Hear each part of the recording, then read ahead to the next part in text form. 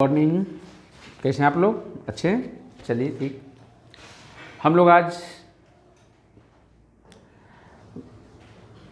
प्राचीन भारत में धार्मिक आंदोलन के तहत जिस चैप्टर की बात करेंगे वह है जैन धर्म। और यह चैप्टर से जो प्रश्न पूछे जाते हैं, जिन एग्ज़ाम में पूछे जाते हैं, वो एग्ज़ाम है यूपीएससी, पीएससी, बिहार दरोगा, जेआरएफ, नेट, अनदर एग्ज़ाम में। मैं डॉक्टर राजेश कुमार आज आपके सामने इस चैप्टर से संबंधित बात करूंगा और इसमें यह देखने का प्रयास करेंगे कि इस चैप्टर से प्रीवियस ईयर्स में कौन कौन से प्रश्न पूछे गए हैं और कौन कौन से प्रश्न पूछे जाने की संभावना है। तो चलिए शुरुआत करते हैं। आज हम लोग जिस चैप्टर की वह है जैन धर्म। जैन धर्म जैसे मैंने पिछले क्लास में बताया था कि जो 6वीं शताब्दी ईसा पूर्व में समाज और धर्म में जो कनिष्ठता आई थी, जो खामियां आई थी, जो बुराइयां आई थी, उनको दूर करने के लिए कई सामाजिक और धार्मिक सुधारकों का भी उदय हुआ था, जिसमें दो ने महत्वपूर्ण काम किया, एक गौतम बुद्ध और दूसरा महावीर। गौतम बुद्ध ने बौद्ध धर्म की स्थापना किया था और महावीर ने जैन धर्म को एक प्रमुख आधार दिया, एक विस्तृत आधार दिया। हालांकि देखा जाए तो जैन धर्म के संस्थापक के रूप में जिस व्यक्ति का नाम आता है वह है ऋषभ देव। ठीक है, इसका नाम आता है ऋषभ देव का नाम आता है। यह जैन धर्म के संस्थापक माने जाते हैं। तो याद रहेगा आपको, जैन धर्म के संस्थापक कौन थे? ऋषभ देव। और जैन धर्म में कुल मिलाकर 24 तीर्थंकर हुए। कितना तीर्थंकर? 24 हुए। और अंतिम जो तीर्थंकर हुए थे महावीर, अंतिम तीर्थंकर।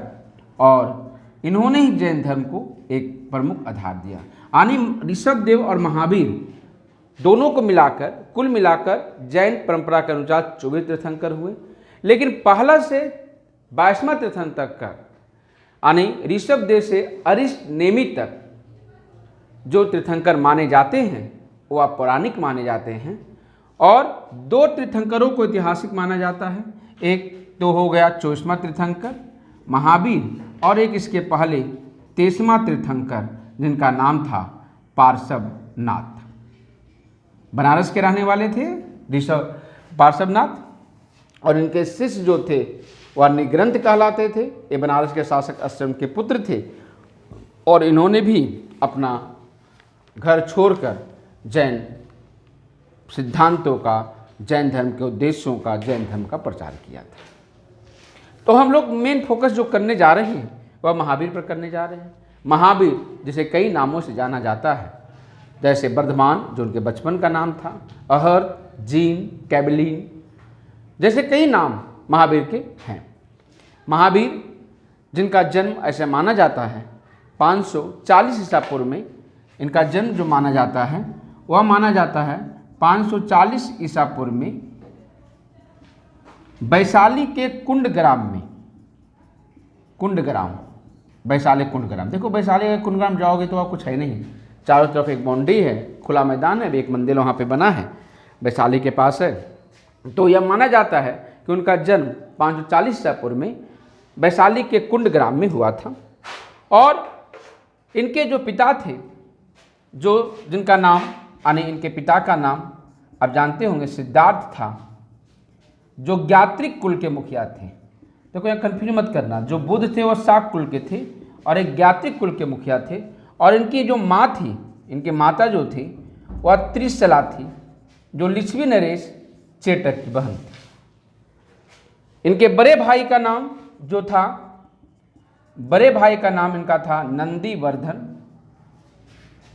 और पत्नी का नाम इनका था, कल भी हमने बात किया था, यशोधरा। और यशोदा के बारे में, बुद्ध 2 अक्षर, उसकी पत्नी 4 अक्षर यशोधरा, और इनकी पत्नी यशोदा कौंडिन ग्रोन की गोत्र की मानी जाती है। तो बड़े भाई नंदीवर्धन, पत्नी यशोदा, एक पुत्री भी थी इनकी जिनका नाम था अनुजा या प्रियदर्शना, और इनके दामाद और प्रथम शिष्य का नाम था जामली। ठीक है, याद रहेगा इतना।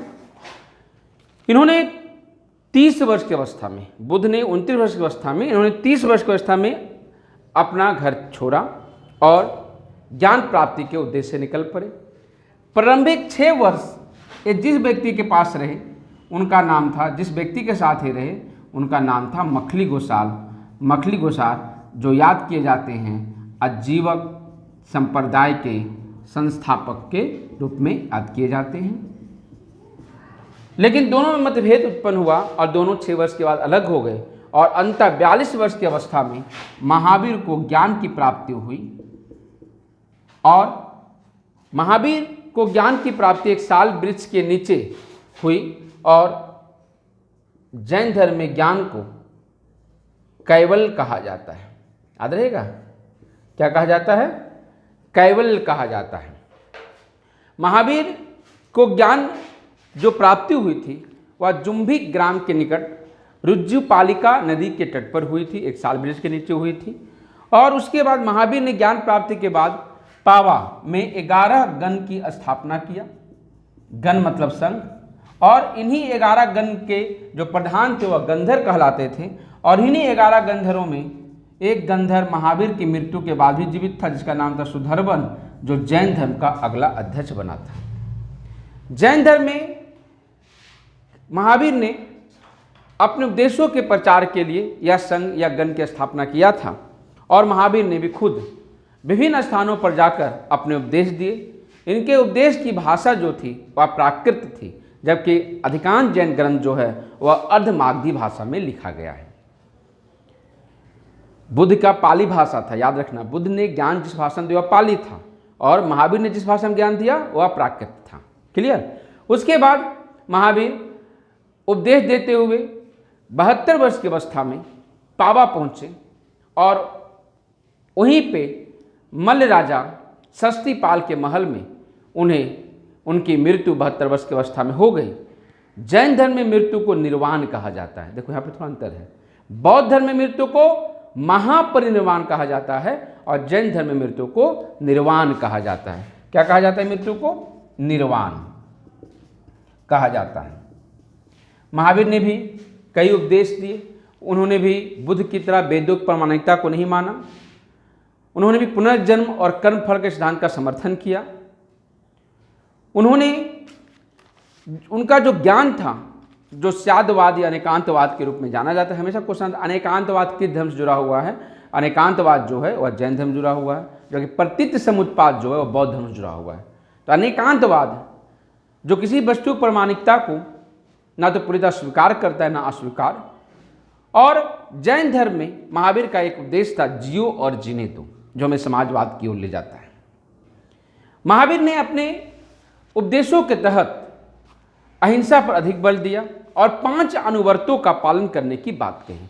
देखो 4 अनुवर्त पहले से चलते आ रहे थे। पार्श्वनाथ भी इन 4 अनुवर्तों का पालन की बात कही थी। ये 4 अनुवर्त कौन कौन थे?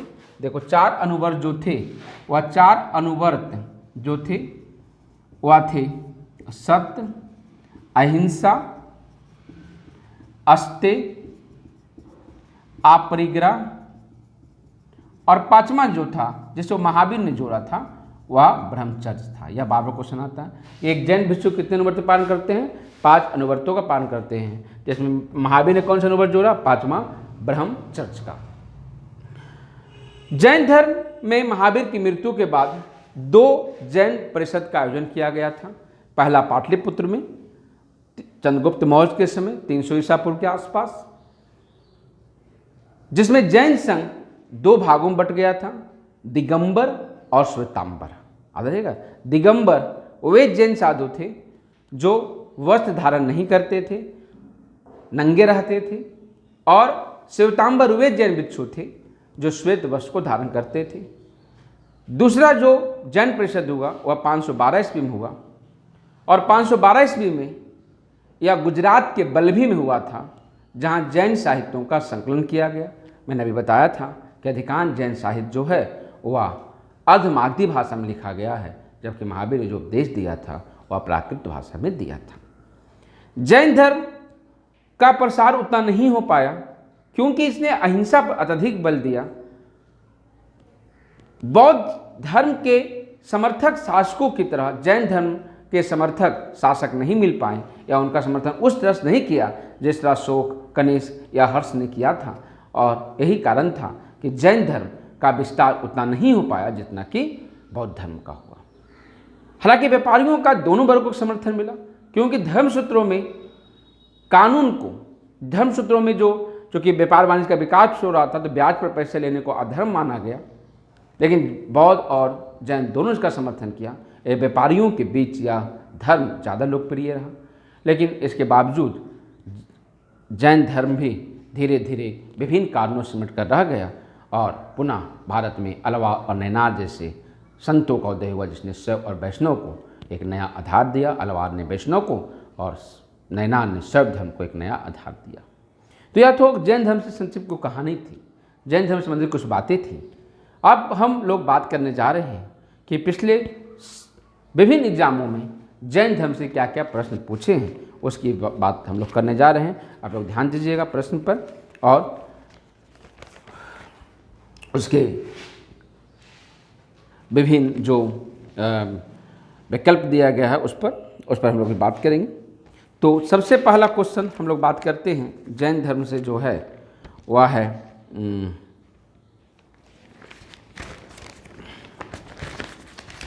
पहला क्वेश्चन है, ध्यान दीजिएगा, जैन और बौद्ध धर्म के संदर्भ में, यहाँ पे देखो अंतर है, जैन धर्म और बौद्ध धर्म के संदर्भ में निम्नलिखित कथनों पर विचार कीजिए। जो मैं पढ़ रहा हूँ कथन, उस पर विचार कीजिए। दोनों ने आरंभिक अवस्था में वर्ण व्यवस्था की निंदा की। बिल्कुल, वर्ण व्यवस्था की निंदा आरंभिक अवस्था में किया था। दूसरा था, दोनों धर्मों ने अहिंसा को उपदेश दिया। बिल्कुल दिया, दोनों धर्मों ने अहिंसा को उपदेश दिया था। दोनों धर्म सरल संयमित जीवन के पक्षधर थे। बिल्कुल, वैदिक कर्मकांडों से इतर ये दोनों धर्म जो थे वह सरल संयमित जीवन के पक्षधर थे। और यह तीनों ऑप्शन जो है वह सही है, यानी इसमें जो ऑप्शन दिया हुआ है केवल 1, 2, बी ऑप्शन है केवल 2, सी ऑप्शन है केवल 1 और 3, और डी ऑप्शन है 1, 2, 3। तो यहाँ पे आंसर हो जाएगा 1, 2, 3। ठीक है, नेक्स्ट क्वेश्चन देखिए, जैन धर्म के संदर्भ में निम्नलिखित कथनों पर विचार कीजिए। फिर जैन धर्म का है और कथन है, इसमें क्या क्या कथन है देखिए। इस धर्म के सिद्धांतों के उपदेष्टा तीर्थंकर कहलाते हैं। तो बिल्कुल कहलाते हैं। इस धर्म के जो उपदेश देने वाले हैं वही उपदेश तीर्थंकर कहलाते हैं। कुल मिलाकर 24 तीर्थंकर थे, यह बात सही हुआ। दूसरा है, इस धर्म के संस्थापक पार्श्वनाथ माने जाते हैं। नहीं, इस धर्म के संस्थापक ऋषभदेव माने जाते हैं, इसलिए यह ऑप्शन गलत हो गया। तीसरा, वर्धमान महावीर की माता लिच्छवी नरेश चेटक की बहन थी। हाँ, उसकी माता लिच्छवी नरेश चेटक की बहन थी, यह भी सही है। तो केवल दूसरा जो ऑप्शन है कि इस धर्म के संस्थापक पार्श्वनाथ थे वह गलत है। इस धर्म के संस्थापक ऋषभदेव थे, पार्श्वनाथ तीर्थमा तीर्थंकर थे। इसको आपको याद रखना चाहिए। नेक्स्ट क्वेश्चन देखिए, निम्नलिखित कथनों में से कौन सा असत्य है? असत्य है ना। तो देखिए, कैवल द्वारा सुख दुख पर विजय प्राप्त करने के कारण महावीर जिन और उनके अनुयायी जैन कहलाते हैं। बिल्कुल सही। जिन मतलब होता है इंद्रियों पर विजय प्राप्त करना, और इंद्रियों पर विजय जो प्राप्त किया वह महावीर थे, जिन कहलाए, और उनके अनुयायी जैन कहलाए। इसलिए महावीर को जिन के नाम से भी जाना जाता है। जिन आने हम सुख दुख से बिल्कुल दूर हट गए और इसको केवल ज्ञान से ही प्राप्त किया जा सकता है, तो यह सही है। दूसरा, महावीर ने जैन धर्म के 5 व्रतों में 5वां व्रत ब्रह्मचर्य को जोड़ा। अभी हम लोग बात किए कि 4 अनुव्रत पहले चलते आ रहे थे और 5वां अनुव्रत ब्रह्मचर्य है जो महावीर ने जोड़ा, यह भी सही है।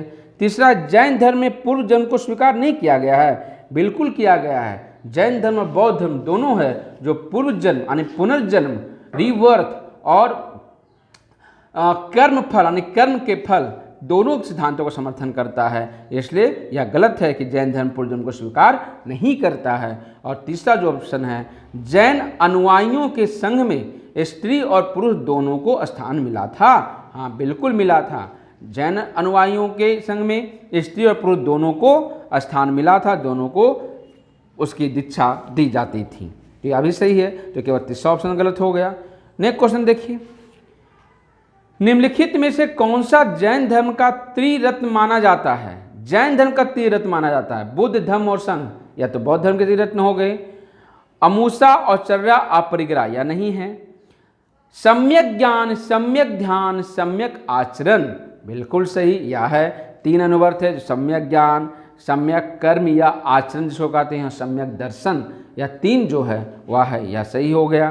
तो इसका ऑप्शन यही होगा कि जैन धर्म के 3 रत्न जो है सम्यक ज्ञान, सम्यक दर्शन, सम्यक आचरण या कर्म कहा है। ठीक है, नेक्स्ट क्वेश्चन देखिए, निम्नलिखित नगरों में से किस एक नगर का संबंध महावीर से नहीं है? महावीर से नहीं है। वैशाली तो संबंध है भाई, क्योंकि उनका जन्म ही वैशाली में हुआ था। दूसरा लुम्बिनी, लुम्बिनी देखो, लुम्बिनी में जन्म हुआ था बुद्ध का, और उनका कोई संबंध महावीर का नहीं था। आपको मैंने पिछले क्लास में बताया था कि गौतम बुद्ध का जन्म 563 ईसा पूर्व में कपिलवस्तु के लुम्बिनी नामक स्थान पर हुआ था। चंपा, चंपा भी संबंध है। पावापुरी, पावापुरी में उनकी मृत्यु हुई थी, चंपा में उन्होंने उपदेश दिया था, इसलिए यह भी संबंधित है। केवल एक ही ऑप्शन इसमें गलत है, लुम्बिनी। नेक्स्ट क्वेश्चन देखिए, जैन धर्म के संदर्भ में निम्नलिखित कथनों पर विचार कीजिए। यहाँ कथन है, इसके प्रमुख उपदेशों को संकलित करने के लिए पाटलिपुत्र में एक परिषद का आयोजन किया गया था।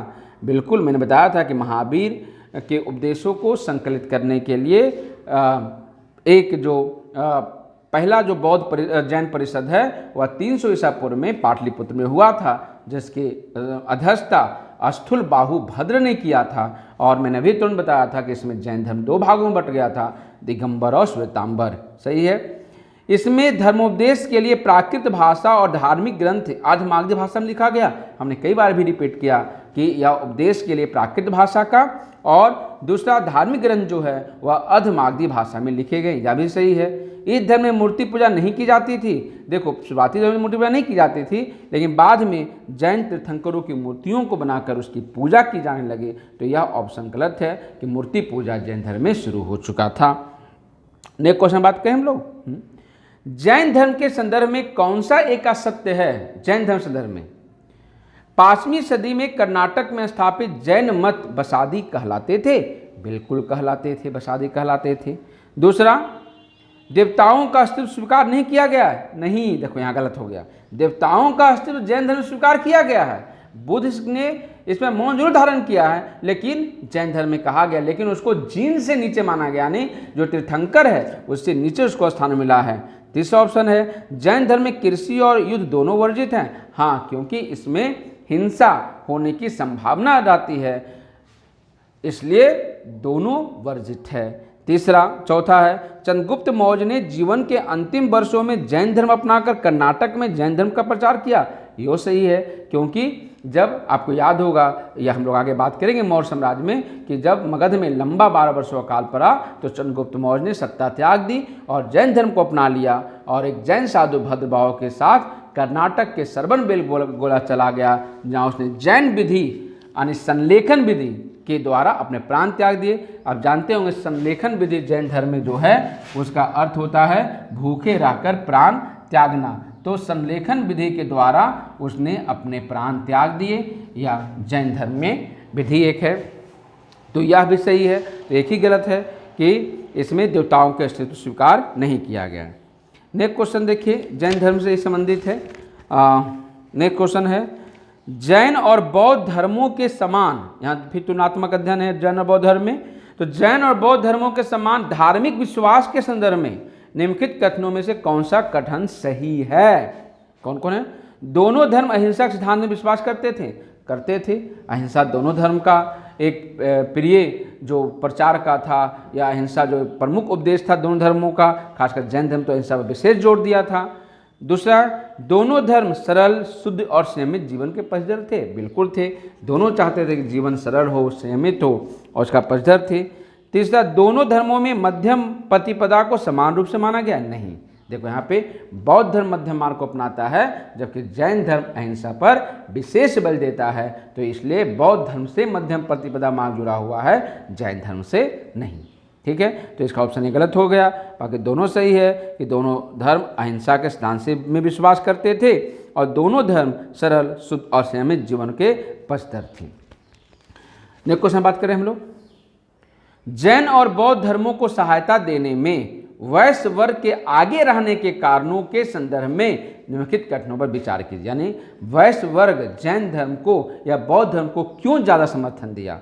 तो पहला है, दोनों धर्म शांति और अहिंसा को उपदेश देते थे, बिल्कुल देते थे, जो उनके व्यापार को बढ़ाने में सहायक थे। बिल्कुल, व्यापार तभी बढ़ेगा जब शांति बना रहे, जब लूट माल ना हो, अहिंसात्मक वातावरण रहे, तो व्यापारी वर्ग को और क्या चाहिए? दोनों तो यह उपदेश दिया था, तो यह ऑप्शन सही हो गया।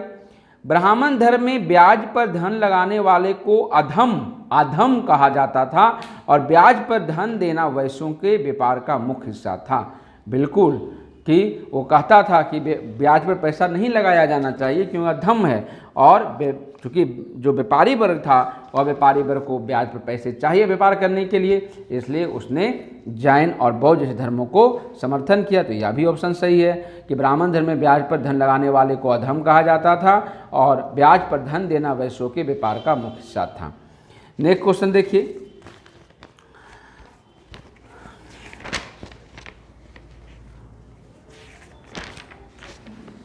जो नेक्स्ट क्वेश्चन जैन धर्म से है वह है, चतुर्दान निम्नलिखित में से किस सिद्धांत से संबंधित है? चतुर्दान, तो एक है बौद्ध सिद्धांत, जैन सिद्धांत, ईसाई सिद्धांत, जैन और बौद्ध दोनों से नहीं, यह जैन धर्म संबंधित है। चतुर्दान में क्या क्या आता है? विद्या, आहार, औषधि और आश्रय। विद्या एक चीज आता है, दूसरा है आहार, तीसरा औषधि और चौथा जो है वह है आश्रय। ये चतुर्दान के अंतर्गत आता है, जिसको आपको याद रखना चाहिए। नेक्स्ट क्वेश्चन जो जैन धर्म से जुड़ा हुआ है वह है, निम्नलिखित सिद्धांतों पर विचार कीजिए। संपूर्ण विश्व प्राणवान है, संपूर्ण विश्व प्राणवान है, चलो ठीक। जन्म और पुनर्जन्म का चक्र कर्म द्वारा निर्धारित होता है। तीसरा, कर्म के चक्र से मुक्ति के लिए त्याग और तपस्या की आवश्यकता होती है। किस धर्म जुड़ा हुआ है? चार ऑप्शन है, जैन धर्म, लोकायत, नियतिवादी और थेरवादी। तो निश्चित रूप से जैन धर्म जुड़ा हुआ है। जैन धर्म में ही अहिंसा एक मुख्य केंद्र बिंदु था और इसमें कहा गया है कि जन्म और पुनर्जन्म का चक्र जो है वह जन्म में आपने जो अभी कर्म किया उसके आधार पर आधारित होता है, और इसलिए कहा गया कि अच्छे कर्म करोगे तो उसका अच्छा फल मिलेगा। आपका जो कर्म है अच्छा हुआ कीजिए, अच्छा फल मिलेगा। तो यह ऑप्शन दोनों है, यह सही है। नेक्स्ट पॉइंट क्वेश्चन देखिए, जैन धर्म के संदर्भ में निम्नलिखित कथनों विचार कीजिए। यह भगवान के अस्तित्व को मानता है लेकिन उन्हें जीन के बाद स्थान देता है। क्या सही गलत? सही, बिल्कुल सही। इसमें वन व्यवस्था की निंदा की गई है, यह गलत। वन व्यवस्था की निंदा नहीं की गई। यह अपने अनुयायियों के लिए युद्ध और यहाँ तक कृषि कार्यों का प्रभाव प्रतिबंधित करता है, बिल्कुल, क्योंकि इसमें हिंसा होने की संभावना है। तो इसलिए ऑप्शन केवल दो गलत है, बाकी दोनों सही है। नेक्स्ट क्वेश्चन देखिए, जैन धर्म से जुड़ा हुआ है। भारत में 6वीं शताब्दी ईसा पूर्व में जैन धर्म के उदय के कारणों के संदर्भ में निम्नलिखित कथनों पर विचार कीजिए। जैन धर्म ईश्वर के अस्तित्व को स्वीकार करता है किंतु उसे जिन से नीचे स्थान देता है, यह सही है। महावीर के अनुसार कोई व्यक्ति अपने पूर्व जन्म में किए गए पाप एवं पुण्य के आधार पर उच्च या निम्न वर्ण में जन्म लेता है, यह भी सही है, क्योंकि हर व्यक्ति को कहा गया है कि कर्म का फल मिलता है। और मैंने जैसा बताया कि जैन धर्म में पुनर्जन्म की व्याख्या की गई है, तो यह भी बात सही है। नेक्स्ट क्वेश्चन देखिए, तो यह आप दोनों से सही हो गया। नेक्स्ट देखिए, जैन धर्म से संबंधित निम्नलिखित कथनों में से कौन सा सही नहीं है? याद सही नहीं है। पहला देखिए, सही है गलत। जैन दर्शन के अनुसार संसार का वास्तविक कार्य ईश्वर नहीं है, संसार वास्तविक और सत्य है तथा अनेक चक्रों में बटा हुआ है। तो क्या जैसे हिंदुओं में माना जाता है कि भगवान ने संसार को माना, क्या जैन धर्म माना जाता है? नहीं, ईश्वर ने संसार की रचना किया नहीं कहता, बल्कि यह कहता है कि यह अनेक चक्रों में बटा हुआ है और वास्तविक कारण इस संसार का ईश्वर नहीं है। दूसरा, यह सही है।